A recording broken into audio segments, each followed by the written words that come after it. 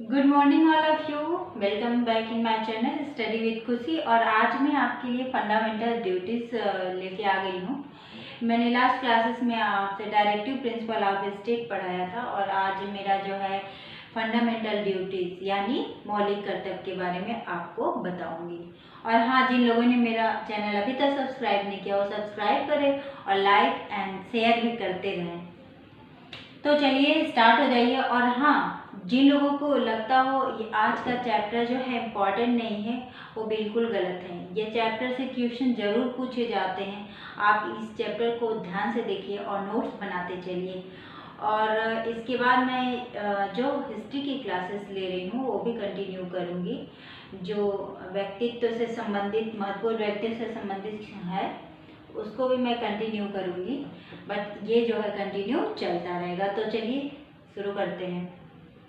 Fundamental duties mean मौलिक कर्तव्य, यानी कि ये भाग 4 क और अनुच्छेद 51 क में दिया गया है। इसे ये आया ही क्यों? मौलिक कर्तव्य की तो क्या जरूरत थी? जो सरदार स्वर्ण सिंह थे उन्हीं की अनुशंसा पे आया। ये सरदार स्वर्ण सिंह जो थे 42वें संविधान संशोधन 1976 में अनुशंसा की और इसी के तहत जोड़ा गया भाग 4 का अनुच्छेद 51 का के तहत मौलिक कर्तव्य। और ये लिया कहाँ गया? सोवियत संघ से लिया गया, यानी अब रूस हो गया, सोवियत संघ रूस से लिया गया।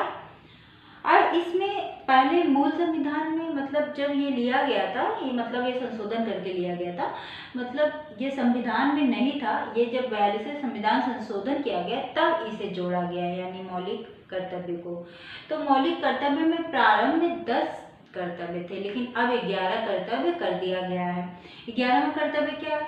वही जो कि मौलिक अधिकार भी है। मैंने बताया था 86वां संविधान संशोधन 2002 द्वारा 6 वर्ष से लेकर 14 वर्ष तक के बच्चों को निःशुल्क शिक्षा देना अनिवार्य है।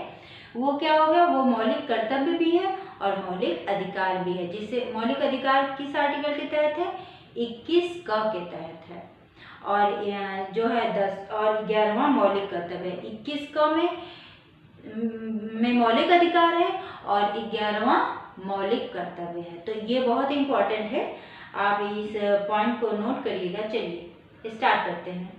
सबसे पहला जो मौलिक कर्तव्य है, संविधान का पालन करें और उसके आदर्शों, संस्थाओं, राष्ट्रध्वज और राष्ट्रगान का आदर करें।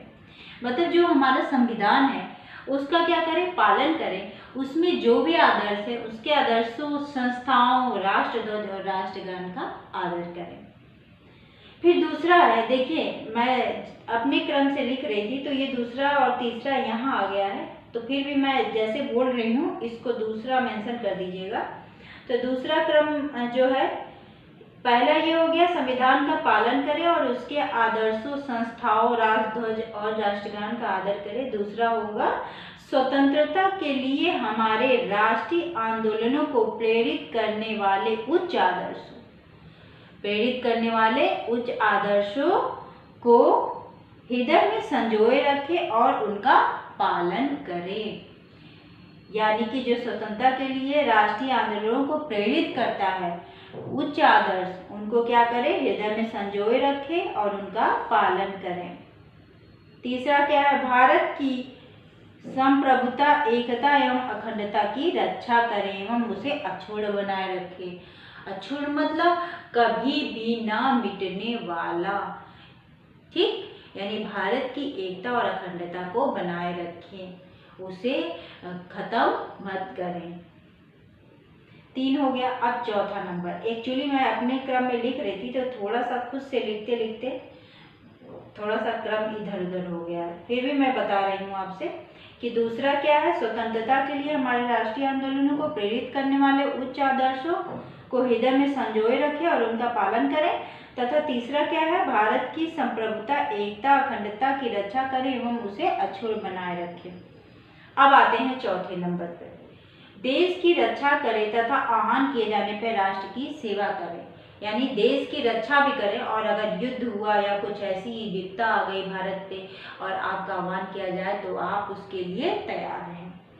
लोगों में समरसता तथा भ्रातृत्व की भावना का निर्माण करें। लोगों में भ्रातृत्व की भावना, समरसता मतलब एकदम मीठापन, एक दूसरे के साथ अच्छे संबंध हो, ये नहीं कि लड़ाई झगड़े वाले संबंध हो, भाईचारे वो मेरा दुश्मन सबसे दुश्मनी कर बैठे, तो सबसे भाईचारे का बर्ताव कीजिए।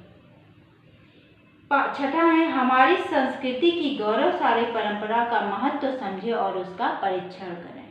जो हमारी संस्कृति है, हमारी संस्कृति मतलब जो भारत की संस्कृति है, उसकी गौरवशाली परंपरा को समझें। गौरवशाली मतलब क्या, आखिर हमारी संस्कृति में क्या चीज़ें हैं कि जो भी गौरवशाली उसकी बातें हैं उसे समझे। ये नहीं कि हमारी संस्कृति खराब है, विदेशों की अच्छी है, ऐसा कुछ नहीं है।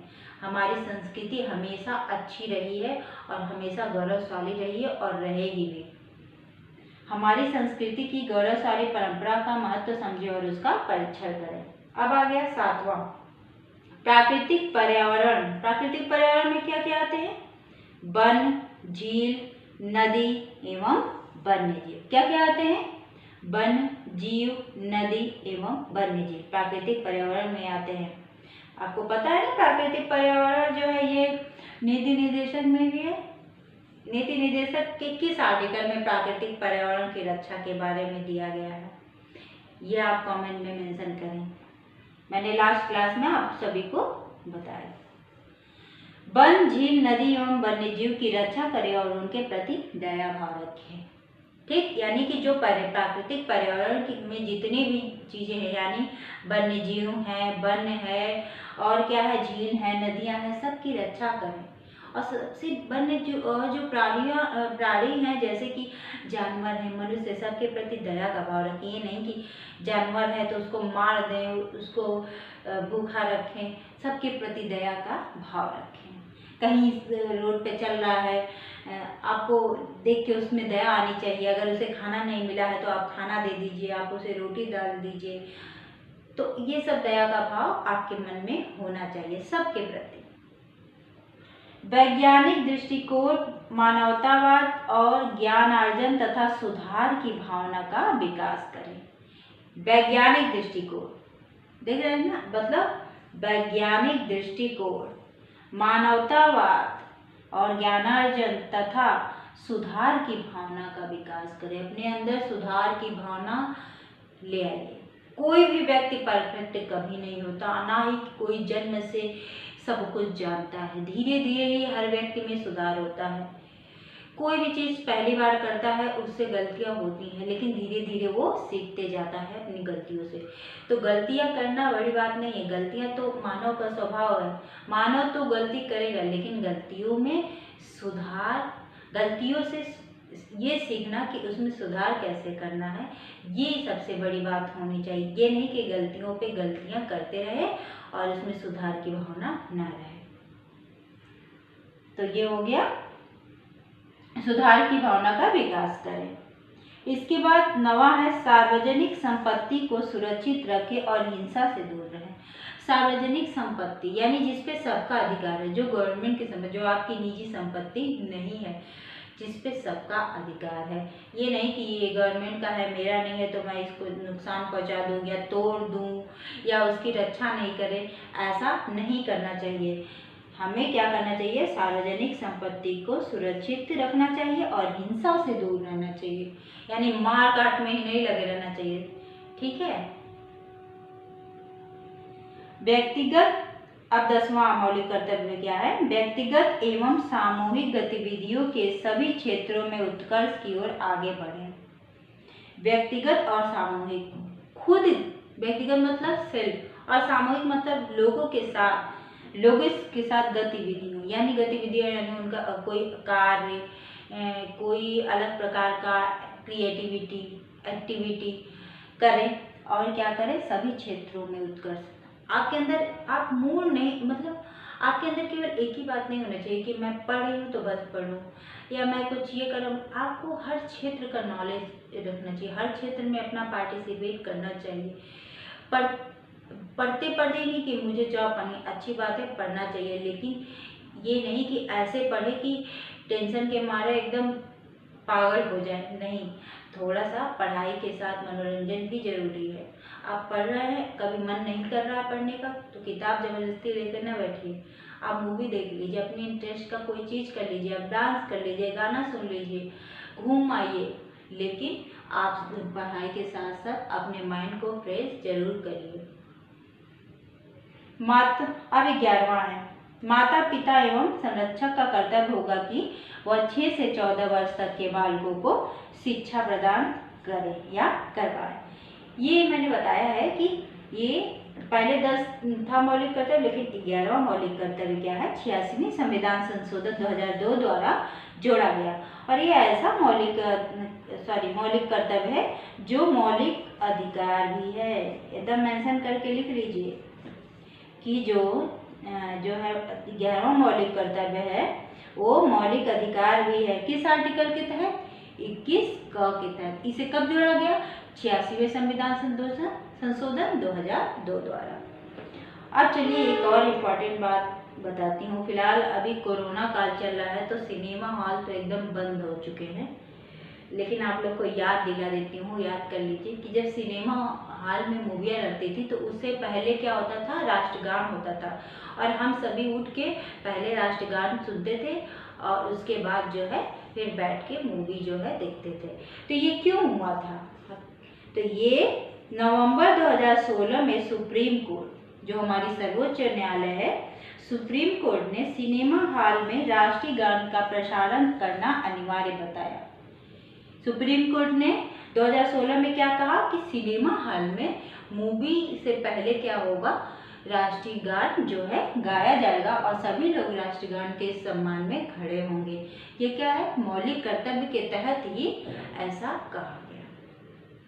ठीक है। और एक बात, मौलिक कर्तव्य बताए तो गए हैं, एक व्यक्ति की, एक नागरिक की एक नैतिक जिम्मेदारी तो है मौलिक कर्तव्य, लेकिन ये उसके लिए बाध्य नहीं है। यानी कि जो कोई ऐसा व्यक्ति हो जो मौलिक कर्तव्य का पालन न कर रहा हो तो उसके खिलाफ कार्यवाही नहीं की जा सकती। Okay, thank you. तो आप लोग नोट डाउन कर लीजिए, अब नेक्स्ट क्लासेस के लिए तैयार हो जाइए।